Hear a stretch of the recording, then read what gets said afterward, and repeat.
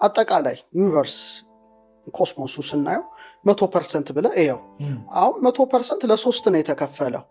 በአይን የሚታየው በመሳሪያ የሚታየው በአጠቃላይ ያለው ነገር ኦልሞስት 5% ነው። ሳይንስ እኮ 5%ን ብቻ ነው የሚያውቀው። ኦርዲናሪ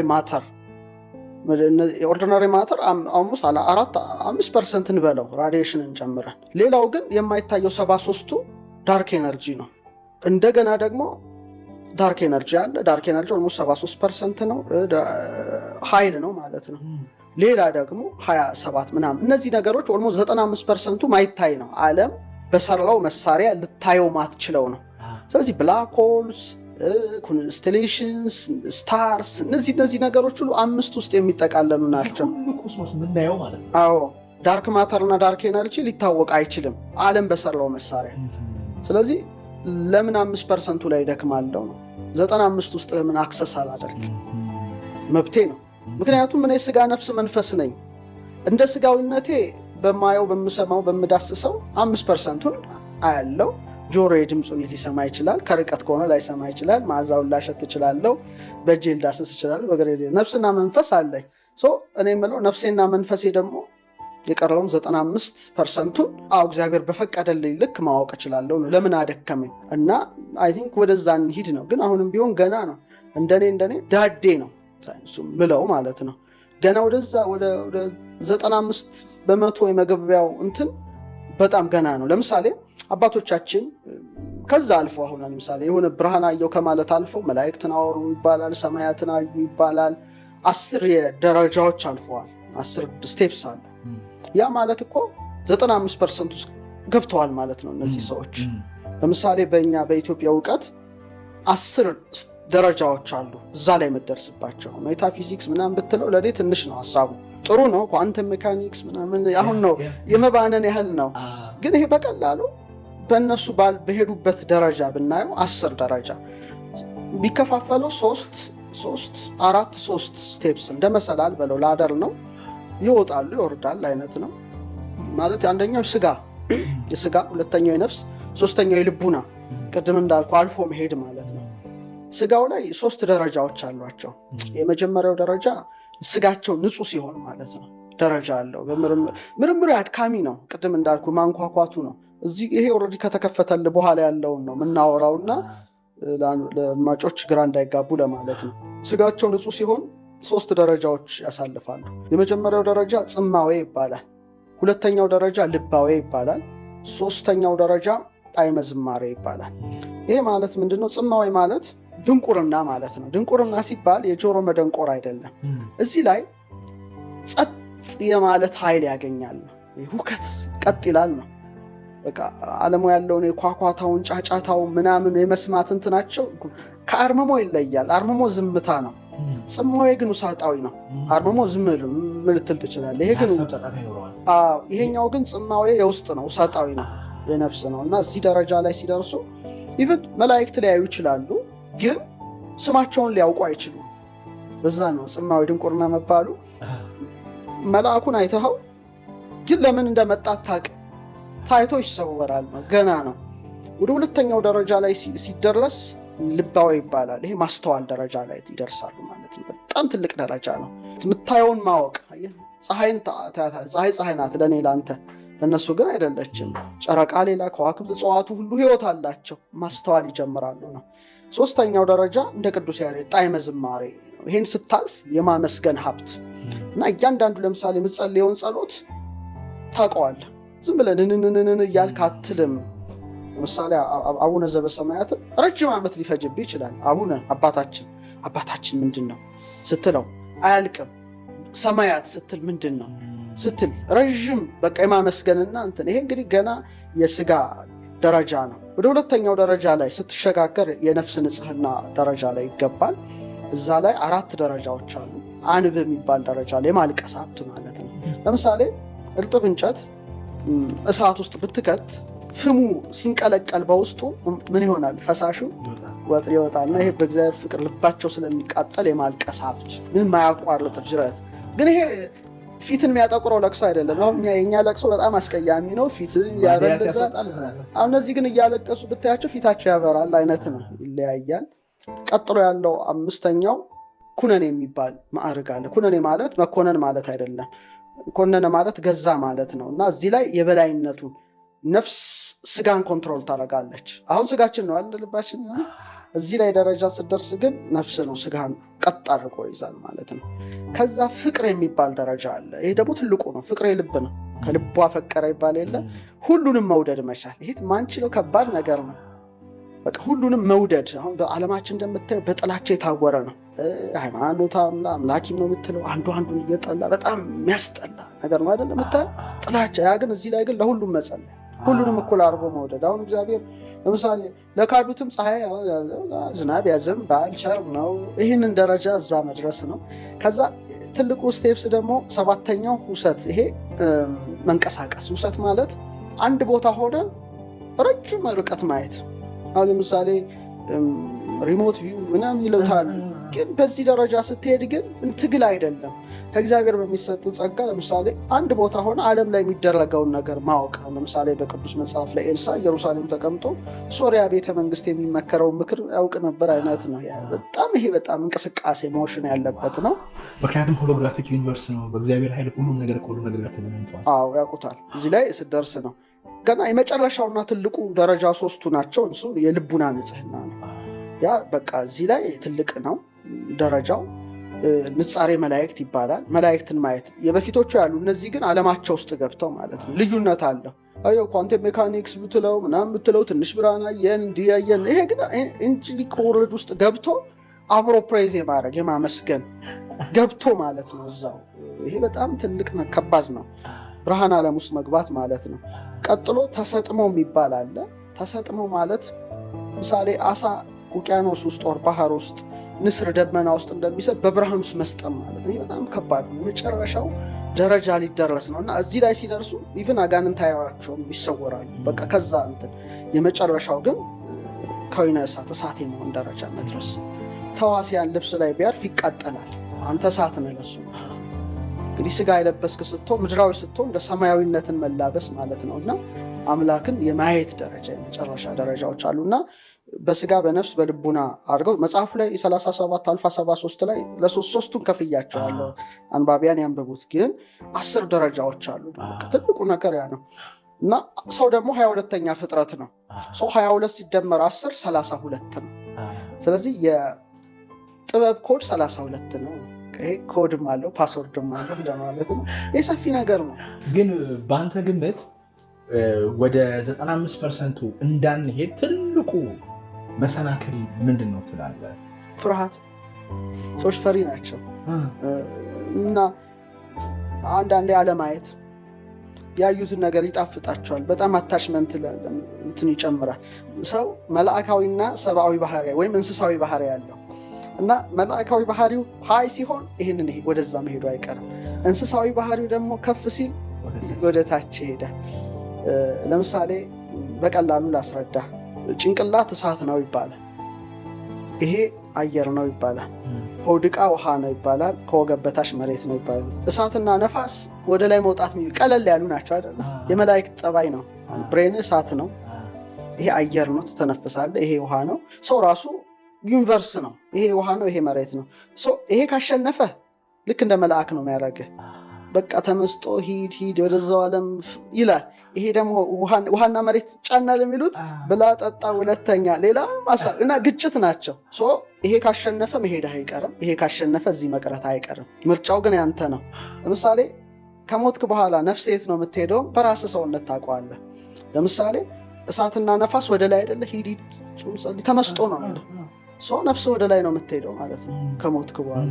ይሄኛው ከተጫነህም ወደ ታች ነው የምትወርደው፣ ወደ ታችኛው ዓለም ማለት አንደር ወርልድ ነው፣ የአፐር ወርልድ ነው የምትሄደው። ስለዚህ ቦታቸውን ራሱ ታውቃለህ። ነው ቆይ ነፍስ የት ነው የምትሄጂው ከሞትሽ በኋላ ብዬ አስባለሁ። የራሴን መልከታ ነው ሁሉም ያስብ። ይሄ ውሃና መሬቱ እየተጫነኝ እየኖርኩ ያለው ፕላኔት አርዝ ላይ ወይስ ነፋስና እሳትነቴ ብዬ ራሴን እገመግማለሁ።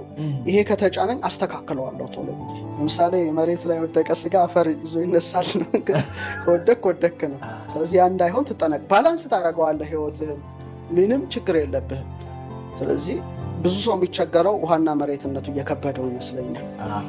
መጽሐፍ ቅዱስ ላይ ጌታችን መድኃኒታችን ኢየሱስ ክርስቶስ በውሃ ላይ ሲራመድ ነበረ። ከዛ ቅዱስ ጴጥሮስ መጣና እኔም እንዳንተ መራመድ ፈልጋለሁ ብሎ ንፋሳዊና እሳታዊ ባህሪ ሆነው ከዛ ወደ ውሃውና ወደ መሬቱ ሲወርድ ሊሆን ይችላል። ቅድም ያልኩት ፍርሃት ያልኩት እኮ ነው። ፈራ ይላል። ነፋሱ ማዕበሉ ሲመጣ ፈራ፣ ከዛ መስጠም ጀመረ ይላል። ፍርሃት ነው። ስለዚህ በቃ መብላት መጠጣትን መውለድ በጣም ከመናፈቅ የተነሳ በጣም አታችመንቱ በጣም ከፍተኛ ከመሆኑ የተነሳ ለምሳሌ ዝም ብለህ ተመልከት እስቲ። ፀሐይ፣ ኦክሲጅን ሁሉም ሰው ምን ያደርገዋል? በቃ ያገኘዋል አይደለ? በእግዚአብሔር እጅ እኮ ስለተያዘ ነው። ከጫፍ እስከ ጫፍ እኩል ፀሐይ ሰው ሞቆ ይኖራል፣ እኩል ተንፍሶ ይኖራል። በጣም ቸር በሆነው አምላክ እጅ ስለተያዘ ነው። መሬት በጣም መሬትነታቸውና ውሃድነታቸው በተጫናቸው ስግብግብ ሰዎች እጅ ስለሆነ እኮ ነው ይህ ሁሉ የሀብት አይደል እንጂ እኩል ሰው ጠግቦ እኩል ተደስቶ እኩል በልጽጎ ይኖራል እንጂ ድሃ ሀብታም የሚባለው አይፈጠርም። ስግብግቦች ሰዎች በቃኝ ስለማይሉ መሬትነታቸውና ውሃነታቸው ጫን ስለሚል በቃ ተስገብግበው የድሃውን ሀብት ይቀራመቱታል። ግን ዓለም ሀብት አላት፣ እኩል ሀብት። ሁሉም ሰው እኩል ልክ እንደ ኦክሲጅን ተንፍሶ እንደ ፀሐይ ሞቆ ይኖር ነበረ እና ጦርነት ሁሉ መነሻው ሆዳምነት ነው፣ ስግብግብነት ነው፣ በቃኛ ለማለት ነው። ስለዚህ መሬትነትህና ውሃነትህ እንዳይከብድህ፣ እሳትና ነፋስነትህ እንዲያይል የራስን ስራ መስራት ያንተ ድርሻ ነው። ግን እኛ ብቻ ነን አሁን ዓለም ላይ ያለውን እሳቤ ስናይ ምናያቸው ዜናዎች፣ ጦርነቶች፣ ረሃቦች እንደዚህ አይነት መረጃ ደግሞ ሜንስትሪም አለመሆኑ፣ ትምህርት ቤት አለመድረሱ በሚያሳዝን ሁኔታ በተለይ በሀገራችን ጦርነቶች ደግሞ ይነሳሉ። እኛ ብቻ ነን ወደ መሬት እየሄድን ያለ ነው ወይስ ሌላ ኮንትሮል የሚያደርገን ኃይል አለ? አጋንንቲውን ኢጎ የሆነ መንፈስ ኤሊያን ምንድን ነው? አልጠግባይነት፣ ስግብግብነት፣ በቃኛ ለማለት ስንማር ራሱ እንስሳ ነህ እኮ ተብልሃል እኮ። መጀመሪያ ሲጀመር ዝንጀሮ ነህ ከተባልክ እኮ የዝንጀሮ ባህሪ ነው እያየለብህ ያለው አይደል? ስግብግብነት፣ መነጣጠቅን፣ መቀማማት እንጂ ቸርነት፣ በጎነት፣ ስጦታ የሚለውን ነገር አታስብም። እና ሜንስትሪሙ ሳይንስ ብቻ 10 ምናምን ዓመት የቀጠቀጠን በዛ ደረጃ ስለሆነ ሰው ላይ መፍረድ ይከብዳል። ስለ 3 ቁጥር የተጻፈው ነገር በጣም ደስ ይላል። ለምሳሌ አንዱ ስለ 3 ቁጥር እኛ ነፍስ፣ መንፈስና ሰውነት ነን። ብዙ ተገልጧል። እሺ ምንድን ነው ላደርግ የምችለው? አሁን አወቅኩኝ፣ በቃ 3 ቁጥር 7 ቁጥር አወቅኩኝ። መድገም ነው የምደግመው። ለምሳሌ ቤተክርስቲያን ጊዜ ማድረግ 12 ጊዜ ይባላል። ዋዱ አይዱ ምን ላድርግበት ነው አሁን የጥያቄ። አለቃ ገብረሃና ጠየቃቸው። በረሃብ ዘመን ቁራሽ ዳቦ ሰጡት። ምን ላድርግ አላቸው። ሁሉንም አስተምሩኝ ትላለህ ብለው አሉት። በቃ ቅድም ያልኩት ነገር አለ። አንድ ነገር በማየት ምንም ልታደርገው አትችልም። ምግብ ከሆነ በመቅመስና በማጣጣም ነው ልትጠቀምበት። መጀመሪያ እውቀቱ ሊኖርህ ይገባል። ስለዚህ ምን ይላል? ለመሪ ከጠቢበ ትሎሮ ሲራክ ነው። ጠቢብን ስታዩ ተከተለው ይላል። ውሃ በመድረከ ሆተ ቤቱ ለያንሳይል ሰኮና ከና ሁሌ በሱ ደጅ ተመላለስ ይላል። አዎ፣ ስለዚህ ከሚያውቁት መጠየቅ ጥሩ ነው። እውቀት 4 ነው ይላሉ ፈላስፎቹ። ያውቃሉ፣ ማወቃቸውን የሚያውቁ ሰዎች አሉ የሚሉት ሐሳብ አለ። ሁለተኞቹ ያውቃሉ፣ ማወቃቸውን አያውቁም። ሶስተኞቹ አያውቁም፣ አለማወቃቸውን ግን ያውቃሉ። አራተኞቹ አያውቁም፣ አለማወቃቸውንም አያውቁም የሚል ፍልስፍናዊ ሐሳብ ያለ። ስለዚህ ይህን ነገር ለማወቅ ያውቃል፣ ማወቁን ከሚያውቅ ሰው ብቻ ተማር፣ አትልፋ። በጣም አጭር መንገድ ነው። በቃ ማወቁን ያውቃል። ስለዚህ በደንብ አግባቡ ያስረዳል አይደል? ሁለተኛው ያውቃል፣ ግን ማወቁን ካላወቀ ታነቀዋለህ አይደል? ትቀሰቅሰዋለህ። ያስኩት ነገር ለካ እንደዚህ የከበረ ነው ይላል። ምሳሌ አሁን ፊደላችን በዛ በሰሜን አሜሪካ በነበረው ኮንፈረንስ እስከ ሳይበር ሴኩሪቲ ድረስ ከኤአይ ማሰልጠን ድረስ እንሂድበት ተብሎ ከፍ ሲል ይሄ የያዘው ሰው አያውቀው። ምንድን ነው ቅርጹ ብቻ ቅርጽ ሆኖ ነው የሚታየው። ኢቭን ጂኦሜትሪው ራሱ ኃይል አለው፣ ኤነርጂ አለው። እያንዳንዱ ፊደል ኃይል ተሸክሟል ለእኔ እና ኬዎስ የሚፈጥር ነገር አለ። አንዳንድ ጭቅጭቅ እና ታውቀዋለህ፣ ኤነርጂውን እያንዳንዱ ፊደል ላይ ያለውን ትጠቀማለህ። የእሳት ኃይል ያለው አለ፣ ውሃ አለ፣ ነፋስ አለ፣ መሬት አለ። ታውቀዋለህ እና የምታወጣውንም ትጠነቀቃለህ። ብለህ አፍህ እንዳመጣልህ አትናገርም። እና የያዘውን ስታሳይ ይሄ ነው እንዲህ ብሎ እንዲነቃ ታደርጋለህ። አያውቅም አለማወቁን የሚያውቅ ሰው ይጠይቃል፣ ታስረዳዋለህ። አያውቅም አለማወቁን የማያውቅ ሰው ግን በፍጹም መከተል የለብህም። እሱ በዛ ከሄደ አንተ በዛ በጣም በብዙ ርቀት እና እንዴት እናድርገው ከተባለ ማወቁ ራሱ ያስይዛል። ሁሉንም ነገር መምህር አያስተምርም። መንገዱን ያሳይሃል፣ ፓስወርዱን ያስረዳሃል። ፓስወርዱን የመንካት እና አክሰስ የማድረግ የአንተ ፈንታ ነው፣ የእሱ ፈንታ አይደለም። ጥንታዊ የሆኑ በጣም የናቅናቸው ፊደላት፣ መንፈሳዊ ጥበቦች አንሴስተሮቻችን ያስቀምጡልን ትተናቸዋል። ምንም ኢንተረስትም የለንም። ዜሮ ኢንተረስት ማለት ነው። ማለት ትውልዱ ጋር ስትሄድ ይሄ ጉዳይ ግድ ሰጥቶት ለማወቅ የሚጓጓ ሰው በጣም ጥቂት ነው። አሁን እንደው ኤአይ እና ሴኪሪቲ ሲባል የኢትዮጵያ ፊደል ብለው በእነሱ በኩል ሲመጣ ነው ሊያዩ የሚፈልጉትና ይሄ ለምን የሆነ ይመስልሃል? እንደው ለምንድን ነው የናቅ ነው? ለምንድን ነው ይህን የመሰለ ጥንታዊ ነገር እንዳለን ሁላችንም እኮ ሳማው በደመነፍስ ይገባናል። ግን ለምንድን ነው የጣልነው? የቱ ጋ ነው ይሄ ነገር ሀብትን ያደረገው? በመሰረታዊ ነገሩ ጥበብ አትወድቅ፣ ሰው ራሱ ነው የሚወድቀው። እኔ ብዙ ሰዎች ድሮ እንዳንተ በጣም አስብ ነበረ፣ እንዴት ለምን ብል ነበር። አሁን ግን ያ ስሜት አልቋል፣ ከኔ ወጥቷል ማለት ነው። ምንድን ነው ማነው ተጠቃሚ ነው? ምሳሌ ምግብ አለ አይደል? ብትበላው የምትጠቀመው አንተ ነህ እንጂ ምግቡ አይደለም። ይህንንም ብታውቅ ረቂቅ ነገር ውስጥ የምትገባው በህይወት ደስተኛ የምትሆነው አንተ ነህ እንጂ ጥበብ አይደለችም። እና ሰው አልፈልግም በቃኝ ፊደል ይቅርብኝ ብሎ ይጣለው፣ ጥበብ አትወድቅም። ሰውየው በድንቁርና ዓለም ውስጥ ይወድቃል። መጥበብና መጠበብ ይለያያል። ይህን ካወቅ ትጠበባለህ፣ ካላወቅ ትጠባለህ። ጠብጠብና ጥበብ ይለያያል አይደል? ጥበብ ዓለም ውስጥ ትገባለህ፣ ካላወቅ የጠብ ዓለም ውስጥ ትገባለህ። ምርጫ አንተ ነው። ትውልዱ ቢያውቀው ቢራቀቅበት ህይወት ቢያደርገው ልዩ ዓለም ነው። ራሱን የቻለ ሰፊ ዓለም ነው። በጣም የሚያስደስት ዓለም ነው። አንዳንድ ጊዜ ምግቡን በልታ አጣጥመ ጣፍጦኛል እንደምትለው ሰው አይማርካ። የተማረው ብቻ ይጠቀምበት። ቢቻል ማሱ ቢነቃ ጥሩ ነው። ባይነቃ ብዙ እንትን አይልም። ለምሳሌ አንድ የሚባል ነገር አለ ማለት የተጠሩ ብዙዎች የተመረጡ ጥቂቶች ናቸው የሚለውን የኢትዮጵያ ሊቃውንት ሲያዩት ምንድን ነው እግዚአብሔር ታዲያ ጥቂቶች ከሆነ ዓለም ውስጥ የሚገቡት ጥቂት ሰዎች ከሆኑ በብዙዎቹ እንትን አይልም? አይቀናም? ለምን ጥቂቶች ሲል ነው አይቀናም? ለምን ጥቂት ብረት ያለው ብዙ አፈር ባለው አይቀናም? ጥቂት ወርቅ ያለው ብዙ ብረት ባለው ሰው አይቀናም? ጥቂት ዳይመንድ ያለው ደግሞ ብዙ ወርቅ ባለው አይቀናም? ዋናው ጥራቱ ነው። ስለዚህ ጥበብ እንደ ዳይመንድ ናት። የፈለገ ሰው ይቀበላት እና ለሰሎሞን የጥበብ ሀገር ወዴት ነው ማደሪያ ወዴት ነው እያለ ፈልጓል።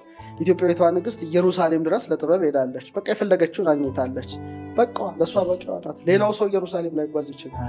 ስለዚህ እንደኔ ምልከታ ጥበብ በጣም የከበረች በመሆኗ መሻትም መፈለግም ስላለ ብዙ ሰዎች ደግሞ የሚታየውና ብልጭልጩን አርቲፊሻል ነው እንትን የሚላቸውና እዛ ውስጥ የመሄድ አቅም ላይኖር ይችላል። ግን የሄደባት ይጠቀምባት እንጂ ለምነህ እንደው ባካችሁ እንደው በእግዚአብሔር ብለህ መሬት ተነጥፈ የምትሰጠው መሆን ግን የለበትም ብዬ አምናለሁ። ከክብርነቱ አንፃር ግን ምን ያህል ተጎድተሃል? ይህን ሁላ መረጃ ይዘህ ይህን ሁላ እውቀት ይዘህ ሰዎችን ለማስተማር እንዲነቁ ልቦናቸውን እንዲበራ መቼስ ይህን ሁላ መጽሐፍ ስትጽፍ ለአንተ አይደለም የሆነ ሰው ቢያገኘው ፒክ ቢያደርገው ብለህ ነው መቼስ አይደለ? ግን ምን ያህል ጎድተሃል? እውነት በልክ እንደው እኔ አሁን ውስጤ ዛሬ ስላለ ምን ያህል ተጎድተሃል? ምን ያህል አዝነሃል? እንደው ለምሳሌ የካም መታሰቢያ የሚለውን መጽሐፍ አነሳሁት። ልክ እንደዚህ አይነት ነገር ጋር ይገናኛል። አነሳሁትና ሊገባኝ አልቻለም። አይ ፒክ ደ ቡክ የሆነ ሚስጥር እንዳለው ገብቶኛል። እና እንዲሁም እዚህ መጽሐፍ ላይ ሳነብ ጌታችን ሲናገር በምሳሌ ሲናገር ለምንድን በምሳሌ የምትናገረው ሲባል ለእናንተ ለተገለጠላችሁ መንፈስ ቅዱስ ይገልጥላቸዋል፣ ለእነሱ ግን እንዲገባቸው ይሆናል። እና ይህን ነገር ለመረዳት የምር የልብ መከፈት ያስፈልጋል። የእውነት ማለት ነው። ከመንፈስ የሆነ መከፈት ያስፈልጋል። እና የካም መታሰቢያ የሚለውን መጽሐፍ የጻፉት ሰው በጥሩ ነገር ውስጥ ያለፉ አይመስለኝም። ማለት ሰው አልተረዳቸውም፣ ሚስአንደርስታንድ ውስጥ ሆነዋል። እና ምን ያህል አንተ ተጎድተሃል? ለምሳሌ ኤርታሌ ያለ አይደለ አንዴ አለመፈንዳቱ ስለሚተነፍስ ነው። ከተነፈስ ካትፈነዳ በመጽሐፎቹ በመጽሐፍም በቃልም ትተነፍሳለህ ማለት ነው። አልተነዳውም ማለት ነው። ባይዘው ስትጽፍ ራሱ እየተደሰትክ ነው። እኔ አሁን ለምሳሌ እዚህ ውስጥ ስትገባ እኮ ቁጥር ዓለም ውስጥ ስትገባ እኮ ሌላ ዓለም ነው። ሌላ ራሱን ችሎ ዓለም ነው። ፊደል ዓለም ውስጥ ስትገባ ሌላ ዓለም ነው። ይሄን ሄኖክ እውቀት ነው። እዛ ውስጥ ስትገባ ስም አምላክ ውስጥ ስትገባ ይሄ ራሱ እንዴት አይነት እኮ ሌላ የሚያስደስት ዓለም እኮ ነው። ቢችል አብሮ ቢደሰት ጥሩ ነው። ካልተደሰተ አይመለከትም። እኔ አሁን ለምሳሌ ሰው ቢኖር ባይኖር ፕላኔት ርዝ ላይ አይመለከት። ይሄ ራሱ ዓለም ሆኖኛል ነው። ራሴን ሸሽጌበታለሁ። እና ምን ያደርግሃል? በቃ ዓለም በጣም የሚጨነቅበትን ነገር ውስጥ እንዳትጨነቅ ያደርጋል። ትልቁ የሚሰጥህ እንትን ካልም ያደርግሃል። ሰው ስሜታዊነትን ይገለዋል። አሁን ስሜታዊ አልሆንም፣ ቶሎ ሪስፖንድ አላረግም፣ ኦልሬዲ እንትን ብሏል፣ ምንም ማድረግ አልችልም እና ለመናደድ ሞክርና እምቢ ሲለኝ ሲስተሙ እንደገና እውጠዋለሁ። አልናደድ አትናደድ እንትን ራሱን ችሎ አለም። ስለዚህ ብዙ እንትን አይጨንቅ፣ በተሻለው አቅም ታስተላልፋለህ የተቀበልከውን። እንደ ሩድ ለምሳሌ ምንድን የዱላ ቅብብሎሽ አለ አይደል? ቶርች የዱላ ቅብብሎሽ በጣም መወደው ነው። በጣም የፊተኛው ሮጦ የኋለኛው ከደከመ ተሸናፊ ነው። ያቀበሉንም በተቻለን ፍጥነት አቀብለን እኛ ወደ በህይወት እያለን ወደምናውቀው ዓለም እንሄዳለን፣ ወደማናውቀው ዓለም ግን አንሄድም።